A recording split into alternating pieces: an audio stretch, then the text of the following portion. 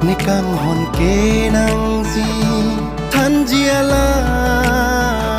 nang pang len dun de tri